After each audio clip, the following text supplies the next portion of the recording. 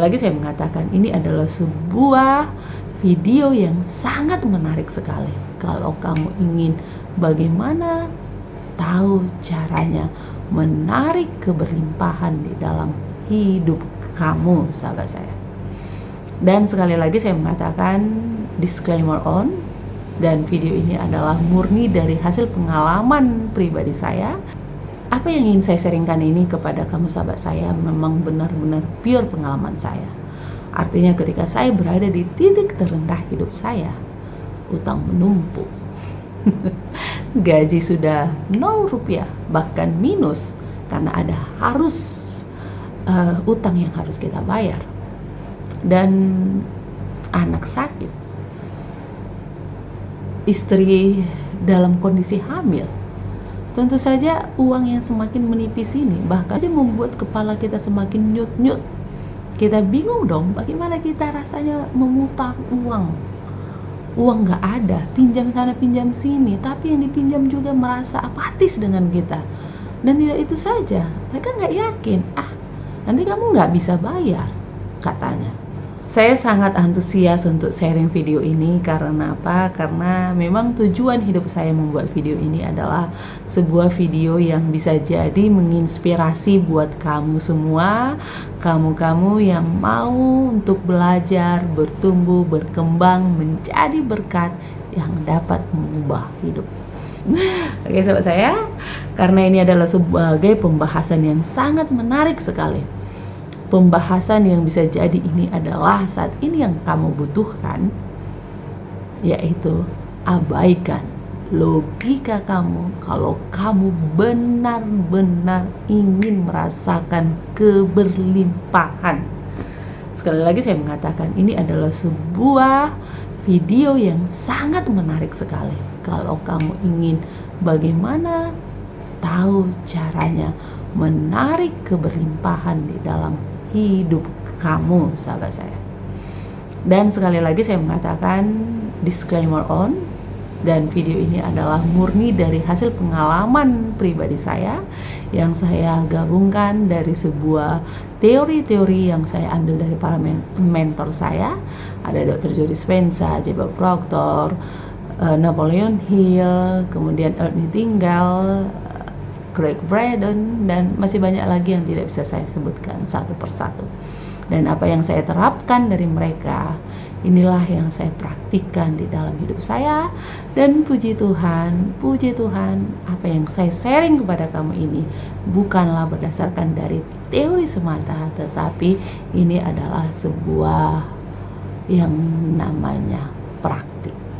Seperti apa yang dikatakan oleh Robert Kiyosaki, kalau kamu ingin mau belajar, berguru kepada orang, yakinkan bahwa orang yang kamu jadikan mentor itu adalah benar-benar orang yang sudah mempraktikkannya di dalam kehidupannya, bukan hanya teori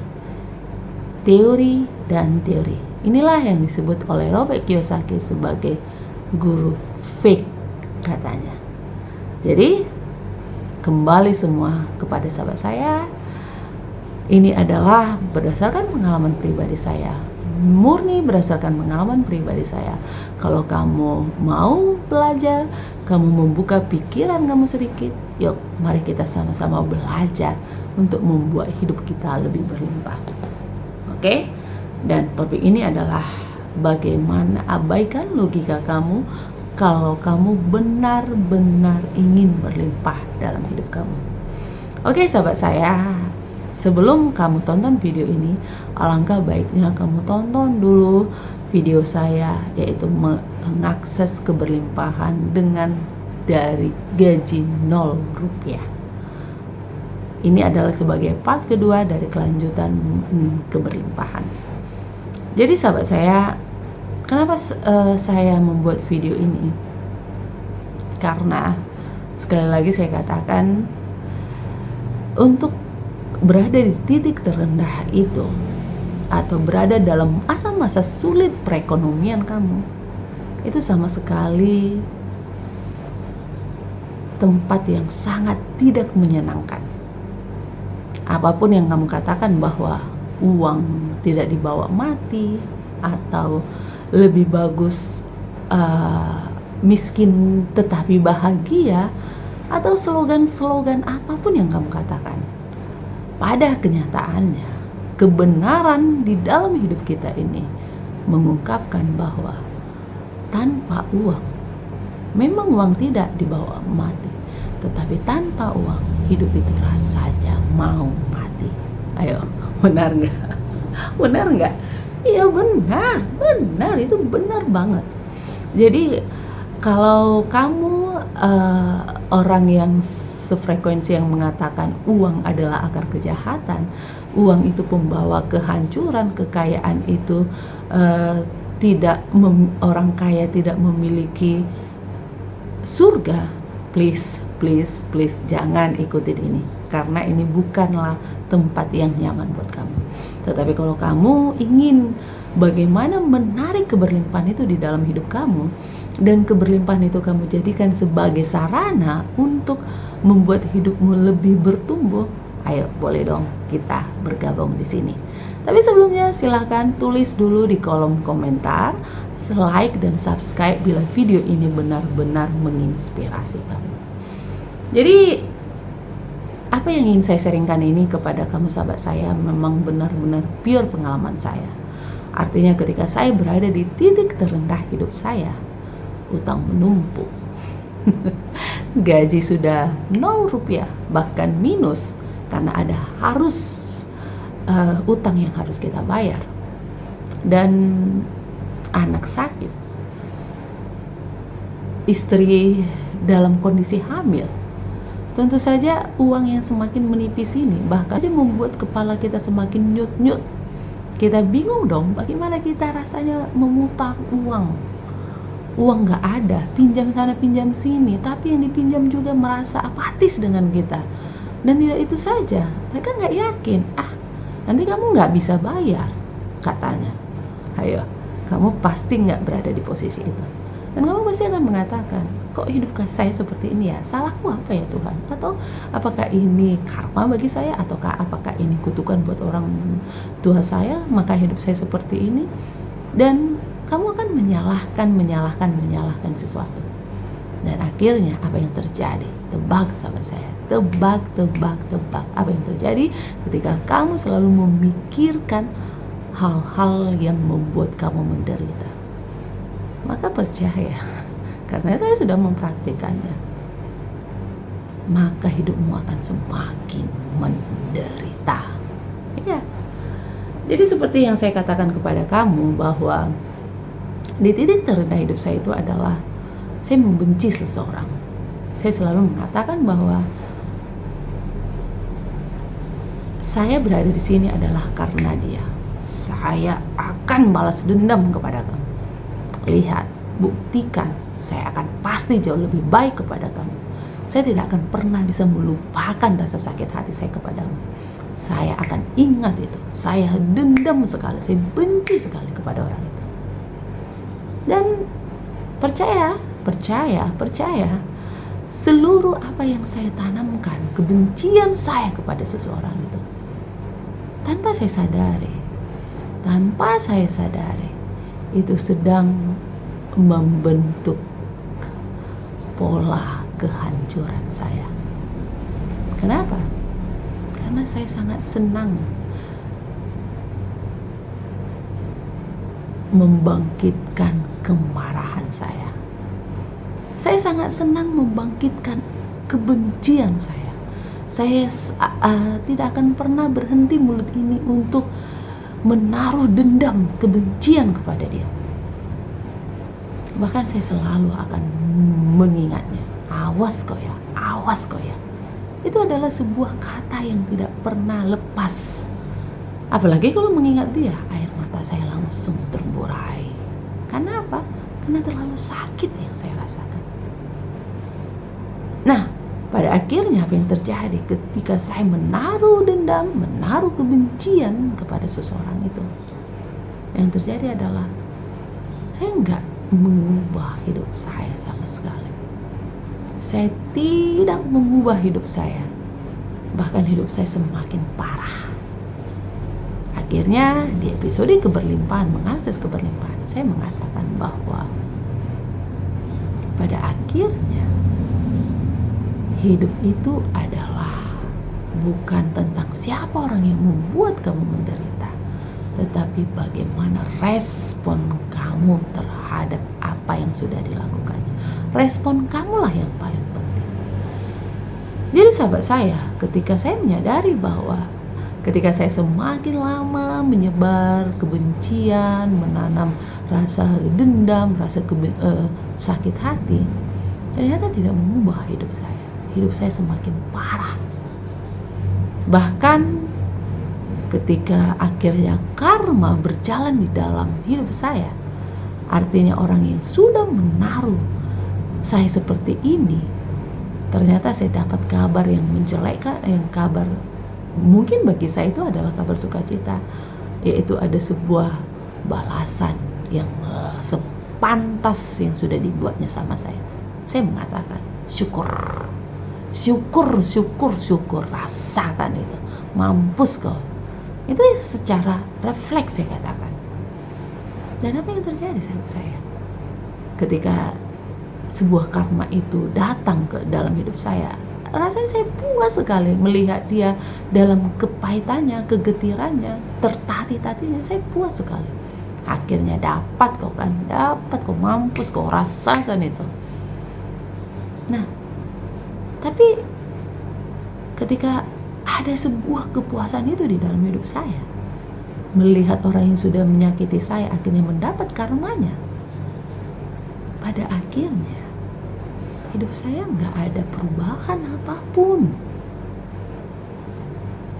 Percaya, bahkan sekalipun saya sudah merasakan kepuasan, akhirnya seseorang itu mendapat karma buruknya, hidup saya bukannya menjadi lebih baik. Seperti apa yang dikatakan oleh Dr. Joe Dispenza, ini adalah salah satu mentor saya, inspirasi saya untuk mengubah hidup saya. Masalahnya adalah ketika yang kamu anggap eksternal diri kamu yang membuat hidup kamu semakin tak berdaya, membuat hidup kamu semakin miskin, membuat hidup kamu menderita. Dan ketika balas dendammu akhirnya sudah terlaksana, anggap Tuhan mendengarkan doamu, orang itu dibuat juga menderita. Pada akhirnya itu tidak akan mengubah hidup kamu. Justru itu akan membuat hidup kamu tidak kemana-mana. Dan akhirnya apa yang terjadi? Kembali esensinya, kembali ke dirimu. Jadi kalau kamu memang benar-benar menginginkan hidup keberlimpahan, satu-satunya yang perlu kamu lakukan adalah belajar memaafkan dirimu. Maafkan dirimu, maafkan orang lain yang membencimu, yang telah menjadikan kamu sakit, dan katakan I love you, I love you, I love you, dan I love you. Dan sahabat saya, kenapa ini bisa pada akhirnya mengubah hidup kamu? Bagaimana pada akhirnya ini bisa menarik keberlimpahan dalam hidup kamu? Ketika kamu belajar memaafkan dirimu, ketika kamu belajar memaafkan orang yang menyakitimu. Makanya percaya, sahabat saya, ada sebuah kekuatan energi dari dalam dirimu yang membawa kamu masuk ke dalam ketenangan batinmu. Ketika pikiran kamu tenang, ini yang saya baca di bukunya Out of the Heart. Ketika kamu berada di dalam sebuah ketenangan batin, disinilah ide, kreativitas itu, kecerdasan ilahi itu bekerja. Ya, disinilah kecerdasan ilahi itu bekerja. Jadi apa yang saya lakukan ketika di titik terendah hidup saya, pada akhirnya membuat apa yang saya tidak bayangkan, yang tidak saya pikirkan, pada akhirnya di luar dari pikiran saya, keajaiban Tuhan itu bekerja. Yaitu ketika saya belajar memaafkan orang yang menyakitin saya. Pada akhirnya ini bukan tentang saya dengan orang lain, tetapi ini adalah tentang diri saya. Dari dalam diri sayalah kunci semua keajaiban itu. Jadi sahabat saya, ketika saya sudah belajar memaafkan orang lain, saya sudah belajar memaafkan diri saya merasakan sebuah ketenangan batin.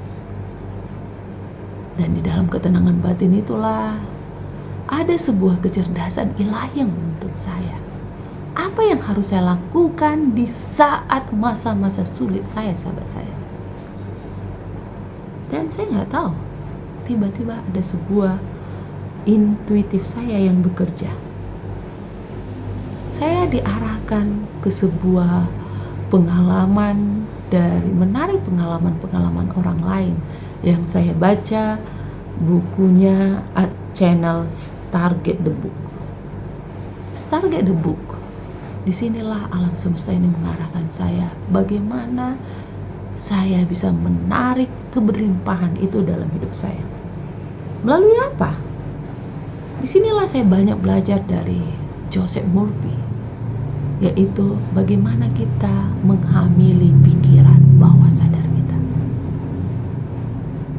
Jadi ketika saya pada akhirnya saya mencoba untuk mensugesti pikiran bawah sadar saya menanamkan sebuah benih yang berkualitas. Sekalipun saat itu masa saya dalam masa suram, masa saya dalam masa sulit.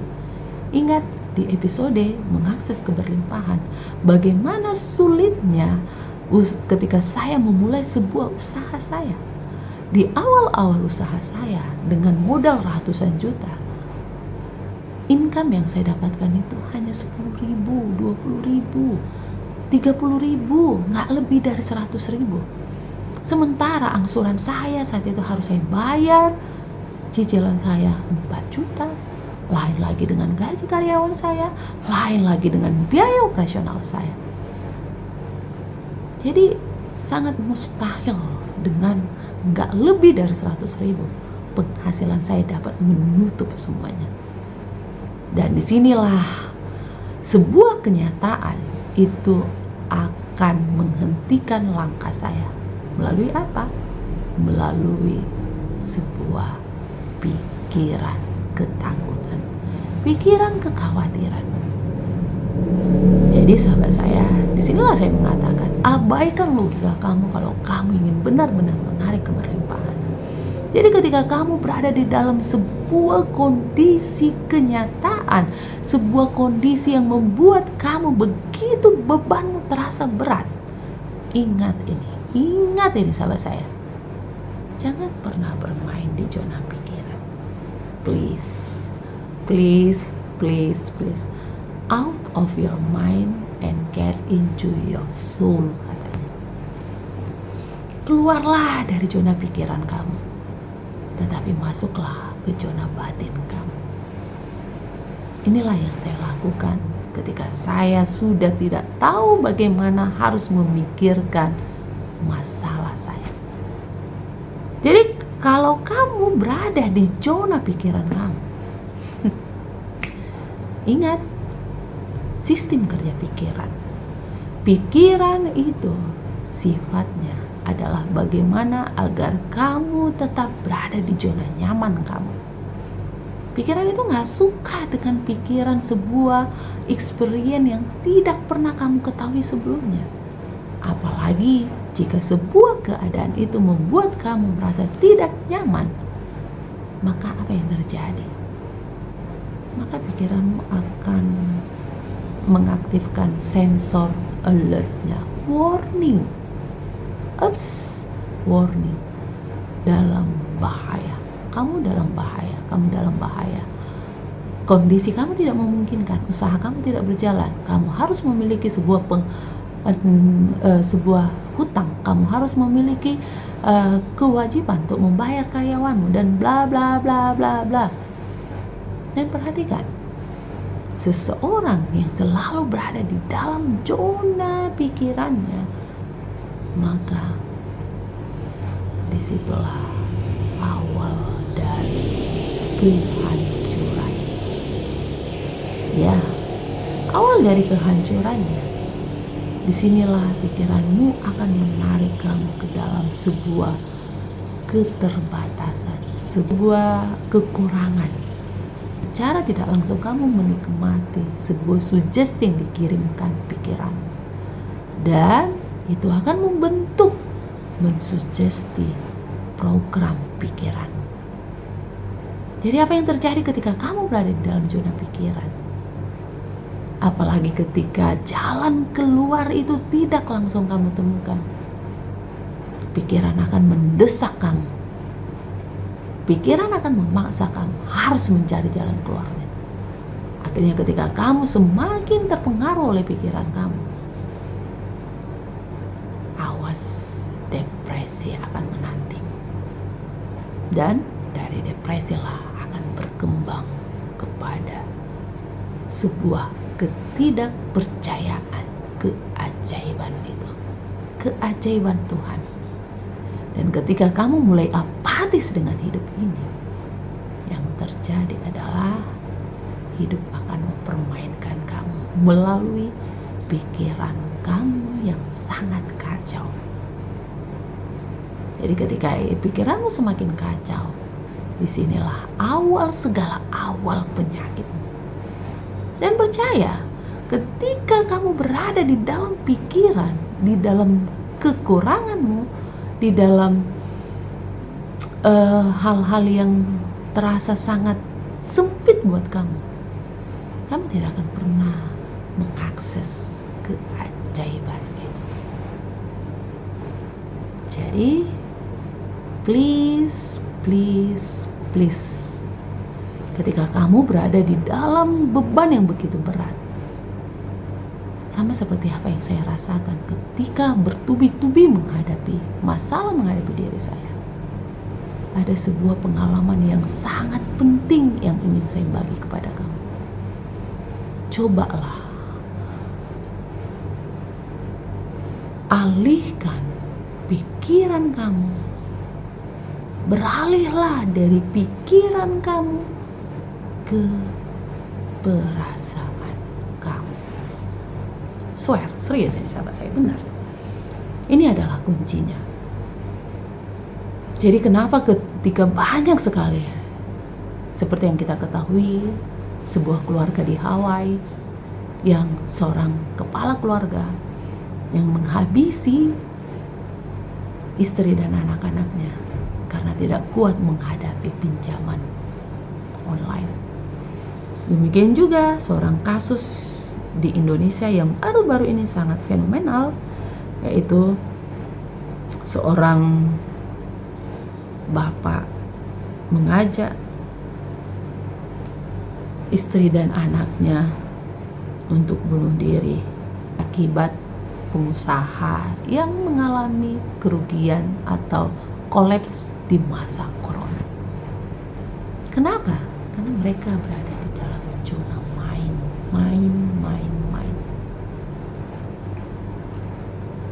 Jadi apa yang terjadi ketika kamu berada di sini?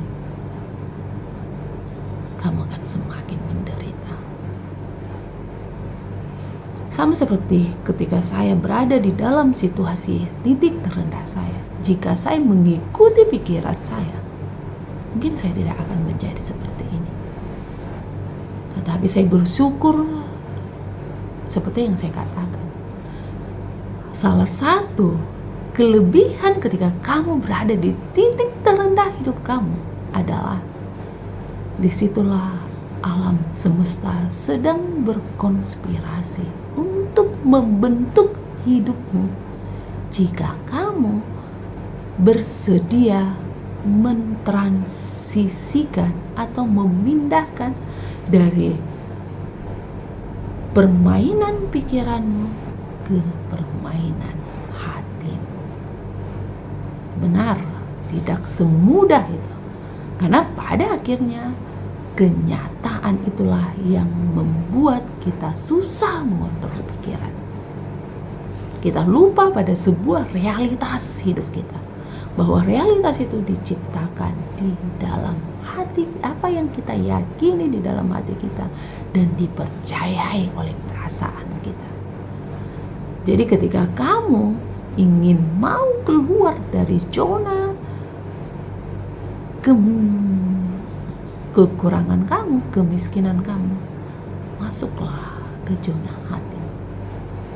Itu adalah cara untuk bisa kamu terhubung ke alam semesta ini dengan mengakses keberlimpahan.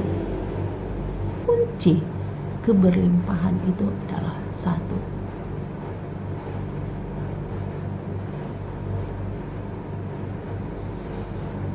banyak-banyaklah bersyukur. Dua,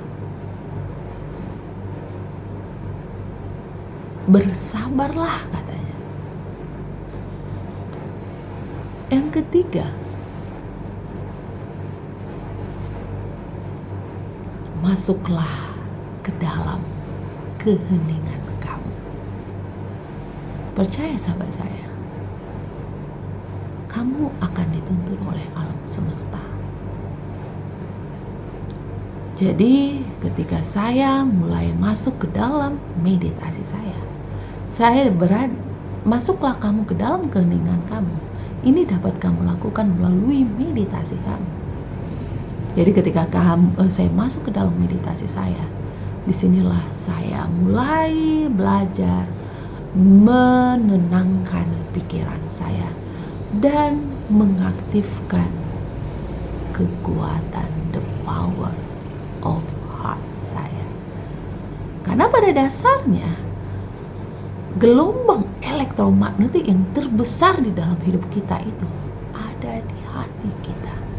Kita bisa menarik apapun yang kita inginkan kalau kita membuka hati kita.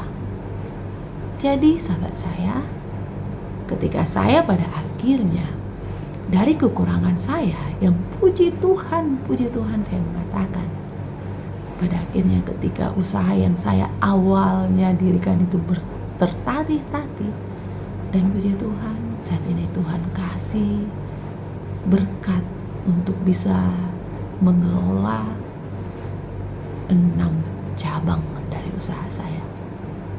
Dan kamu tahu, setiap apa yang saya butuhkan ketika ada sebuah intuisi saya, tuntunan saya untuk bisa membuka cabang, itu bukan karena begitu banyak keuntungan yang saya dapat, no, tetapi ada sebuah keyakinan dari diri saya bahwa Tuhan menolong. Bahkan sebuah pengalaman pribadi saya ketika saya di saat tahun yang bersamaan itu juga, saya benar-benar sudah tidak memiliki uang sama sekali lagi. Karena saya harus membayar uang sewa ruko yang tidak sedikit jumlahnya, sampai ratusan juta.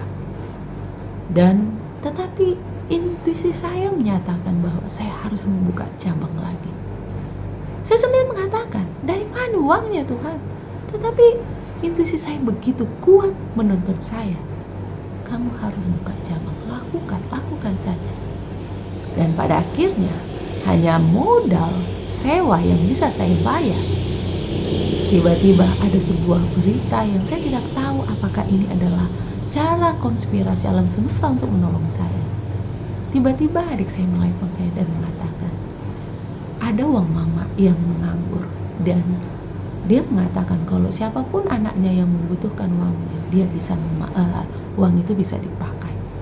Dan kamu tahu sahabat saya, jumlahnya nominal yang ditawarkan oleh adik saya ini terhadap uang lebih mama saya yang di rekening itu persis sesuai dengan apa yang saya butuhkan. Dan sahabat saya, puji Tuhan, akhirnya usaha apa yang ketika usaha yang dituntun oleh intuisi saya itu, saya yakini, saya percaya, saya jalankan. Pada akhirnya usaha itu begitu, puji Tuhan, begitu berkembangnya. Saya nggak tahu bagaimana caranya, saya nggak tahu. Tetapi yang saya tahu, ketika saya beralih dari transisi logika saya ke heart saya, disitulah cara saya mengakses keberlimpahan di dalam hidup saya. Bagaimana caranya? Kamu tidak akan tahu caranya, tetapi ada sebuah cara alam semesta, cara Tuhan yang punya diri kamu, yang sebagai pencipta kehidupanmu. Dialah yang menuntun kamu. Bagaimana? Kalau saya sudah mempraktikannya, giliran kamu mempraktikannya. Kalau kamu berhasil, silahkan sharing video ini. Tulis di kolom komentar ini agar lebih banyak lagi jiwa-jiwa yang terbangkitkan dan jiwa-jiwa yang merasakan keberlimpahan. Saya Mel Grisel, bye-bye.